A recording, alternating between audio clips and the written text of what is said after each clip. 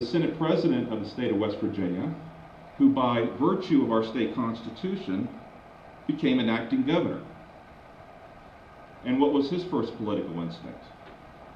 His first instinct was to take the word acting away and call himself a governor, despite the fact that the state constitution is clear that he should call an election.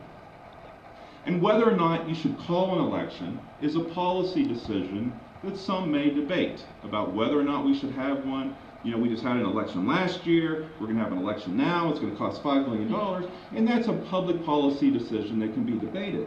But quite frankly, the bottom line is we have a constitution that says that he should call an election, and if I was the Senate President, I would be an acting governor, and the first thing I would do is read the Constitution, notify the Secretary of State and say, we need to call an election, because we need to follow the Constitution. We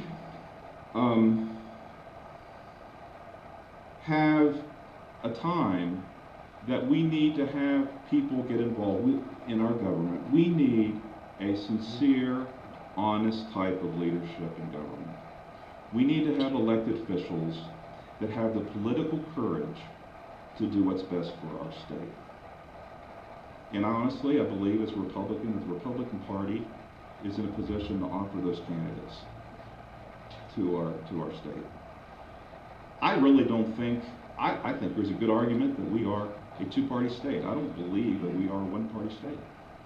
West Virginia's gone red in the last 3 presidential elections. One final note I'll make is, you know, someone asked me, I think Ronald Reagan made the quote, they teased him about being a Democrat and then becoming a Republican, and said, you know, if a young man is not compassionate, he doesn't have a heart, and if an older man is not conservative, he doesn't have a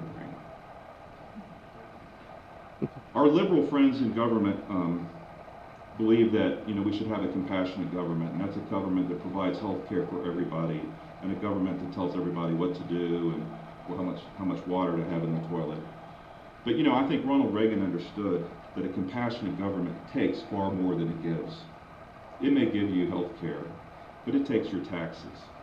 It may try to give you health care and clean water, but it also controls you. It tells you what to do. It takes your constitutional rights and it takes your liberty.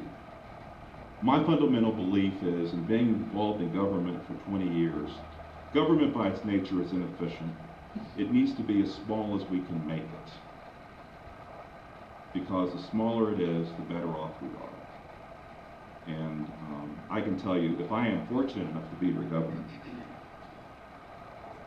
my first instinct in any situation is going to be what I think is best for West Virginia. So I guess I'll talk about home rule. That's my question on home rule.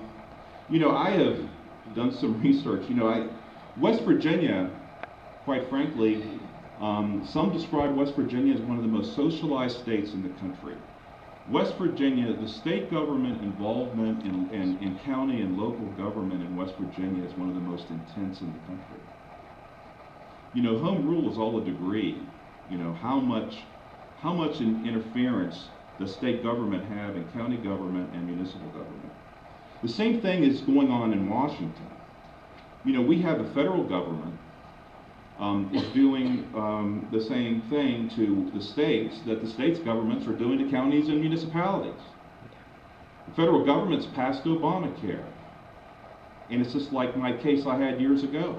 It's not that they think it's constitutional, they just got power and thought that they can get away with it. The EPA is coming into West Virginia and is destroying our coal industry and is attacking the eastern panhandle and the Potomac drainage, saying that the farmers are putting too much, whatever they call it, in the water, and it's destroying the Potomac. So we have a problem. EPA has basically gone past their legal mandate and is violating the rule of law, and just because they think they can get away with it. The education department in Washington is interfering in the state's ability to manage education. And to a certain extent, perhaps our education department in Charleston is interfering in the county's abilities to manage education. So as a governor, I would be in favor of giving the counties and municipalities as much flexibility as possible to manage their own affairs, because on the county and municipal level, they know best what's best for them. The federal government needs to back off the states, and the state government needs to back off the counties, and the counties need to back off the municipalities. And